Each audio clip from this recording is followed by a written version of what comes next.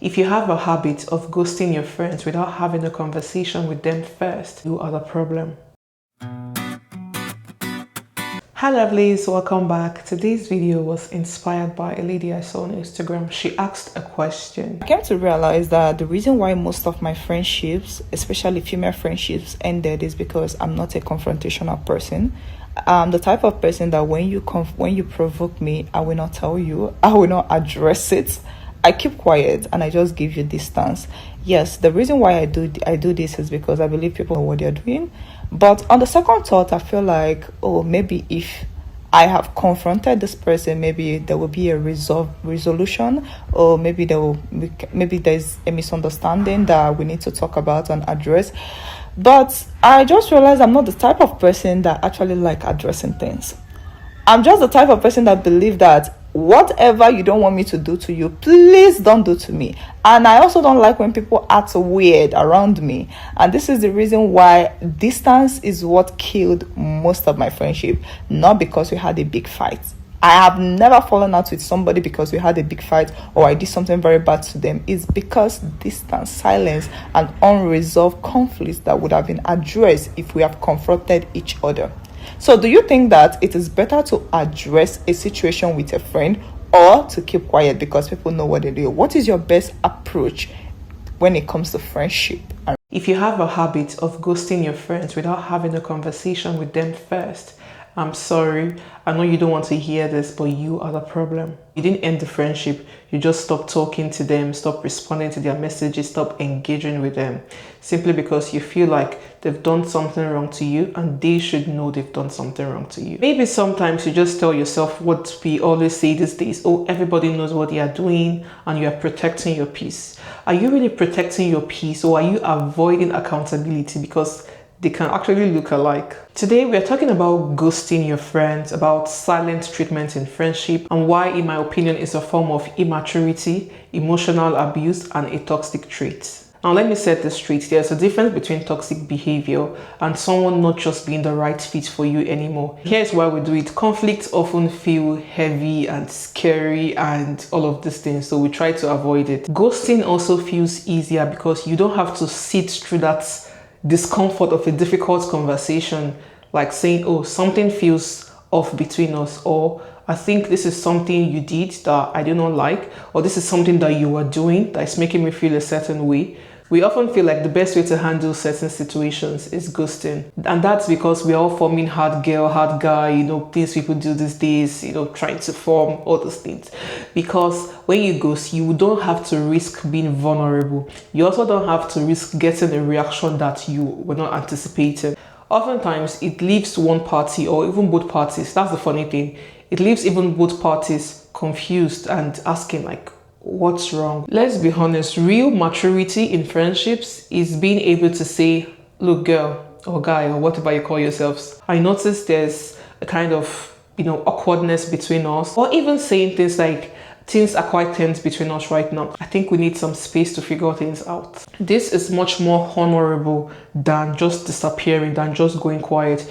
It also kind of honors all the years you've spent together. There are people that they've spent 10 years, 15 years, 5 years, even 2 months or whatever, but it just honors the time that you spent together. Because the truth is, no matter how bad a friendship feels to you right now, it was good at some point. It felt like the next best thing to sliced bread. Such approach actually gives the relationship an actual ending, or maybe a pause for you guys to figure things out, instead of just leaving it to rot in silence. As I grow older, my view on friendship endings has completely changed. I used to think that to end a friendship, you guys just stop talking to each other, all those dramatic kind of things, like just ghost, I used to be that person that, because I'm an introvert, introverts are quite wired that way. When you hurt an introvert, introverts don't seek revenge or, drama or noise or anything. We just silently drift away. We don't respond to texts. We don't pick up calls or anything. We don't engage with you in any way. We just keep quiet. We don't want conflict. We don't want stress. We don't want headaches. We don't want to address anything. We also have no intention of hurting you too. We just disappear in silence. In the past, when people will hurt me or do something, mind you, it takes a lot to get me upset. I give people very long rope. So when I would feel really hurt, instead of having that difficult conversation because I don't want to sit with that discomfort, I just go quiet. I've never had a friendship breakup that I had one dramatic, fight or anything. No. Having that kind of nature also reflected when I got married, because I went into marriage with that kind of attitude. When my husband would do things to me in our early years of marriage, maybe he does something that I didn't like, I would just go quiet. And you'll be like, what's happening here? For like, we were just good, but I've done this thing and you're just gone quiet, and I just withdraw into my shell. I just go quiet. I say nothing. But when it's an outsider, you know what? It's even easier. I just go no contact, cut off anything, block anything. I can't even deal. But now I see friendships as flexible. People come, people go. The person that is making you really hurt today, sad today, everything, that same person might be the person that would make you happy tomorrow. Honestly, I've seen this happen. Life is not always black and white. There are gray areas to life. Decades from now, circumstances might bring you guys back together again and you'll be shocked. Leaving the door open for people to change and for you to change has made me a better friend and a more compassionate person. Oftentimes, we say we are maintaining our peace, but are we really maintaining our peace? Or are we just avoiding accountability? Because some of us, sometimes we are partakers in something happening. However, we decide to take the victim part and refuse to have that one difficult conversation that might either make or break the relationship. But at least you had closure.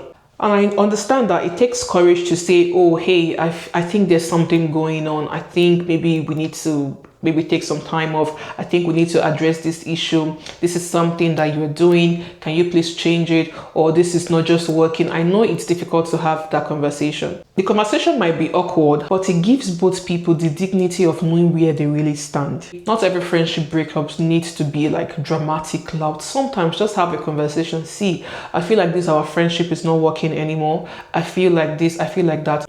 I've also been on that part where I've just ended the friendship by just going quiet. And yeah, looking back, would I have handled it better? Yes, but I handled it the way I did because the person involved was not even like a friend. She was an acquaintance that was going to be a friend, that was about to be a friend. But this person was just too dramatic for me, and I just knew that I didn't want to handle that. Moreover, this person wasn't a friend yet, so I had not placed this person in that position of a friend yet.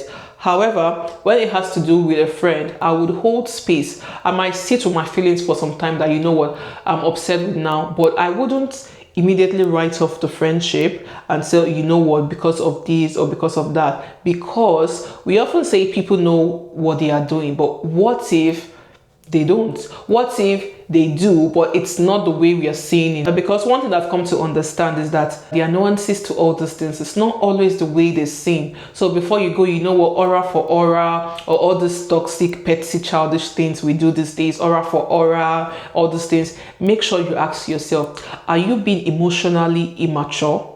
So if you've ghosted a friend before or you've been ghosted before, I'm not here to shame you. We've all had times that we've avoided hard conversations. Tell me about it. Maybe this is your sign to try something different next time instead of disappearing. Say the hard things, have the difficult conversations. I know sometimes the other person might refuse to take accountability. They might, try to gaslight you or blame it on you. But at least you tried, you had that conversation.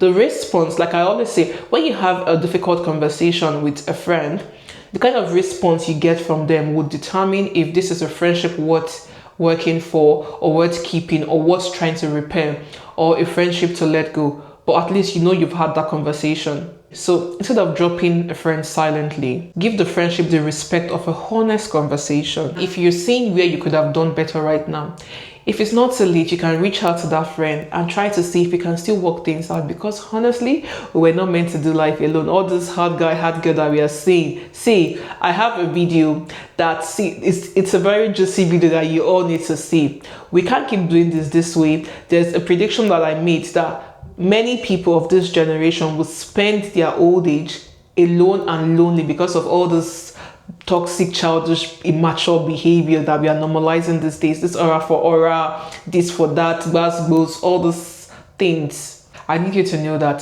sometimes confrontation is a difficult price you need to pay to truly get that peace you're looking for, because avoiding accountability or avoiding a difficult conversation because you are scared that it might also show you where you need to take accountability, and calling it peace. Nah, sis, that's not peace. Sometimes have that difficult conversations, then you can truly have your peace. Because maintaining my peace, I'm maintaining my peace. Come on, baby. That's not what the Bible says. Okay. The Lord will fight for you and you will hold your peace.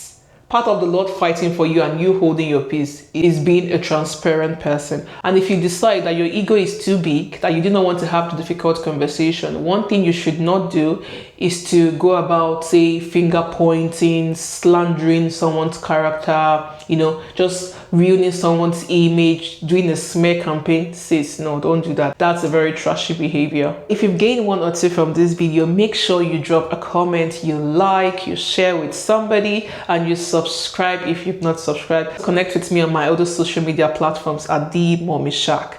Thank you. Until next time. Bye.